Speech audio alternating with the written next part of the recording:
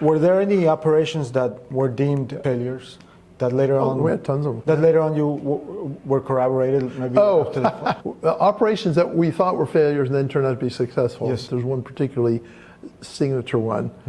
This was back in the earlier days before I was on the program, and the viewer was Pat Price. There's a guy named Pat Price who'd been a police commissioner for Burbank, California, and he was really good as a remote viewer. He sort of came in off the street and volunteered at SRI. When it became known publicly they were doing ESP research. And the people didn't know they were doing it for the government, right? But they did have a lot of civilian folks who weren't read on. They didn't know that they were doing things for the government. He came in off the street and volunteered, and he had some phenomenal successes. One of them was Semipalatinsk in the USSR. That was a big research facility. That in fact the US government was convinced they were creating a death ray. They were talking about particle beam weapons, kind of like a laser but with heavier particles. Direct energy? Direct energy, yeah. Kind of a weapon. The US government was absolutely convinced that they were doing that. Well, SRI was asked by the CRA to test the remote viewers against these targets, and Ingo Swann and Pat Price were both targeted.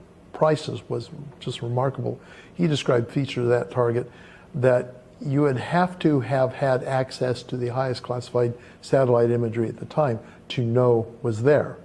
And yet he who did not have any of that access was able to accurately describe what was the configuration, the layout of this target location. So that description was quite accurate.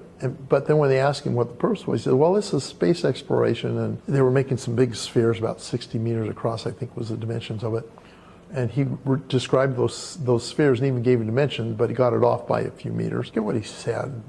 Contained energy or something. The CIA analysts, because they had this death ray idea in their head, they thought he was describing some kind of controlled nuclear reaction inside these spheres. But when he said space research, they said space exploration, they said, oh, that's baloney. Pat Price died in 1975. When the Iron Curtain went down, US scientists were able to go to Semipalatinsk and see what was going on there. It turns out they were working on nuclear space propulsion for space exploration. Pat Price was 100% correct on that.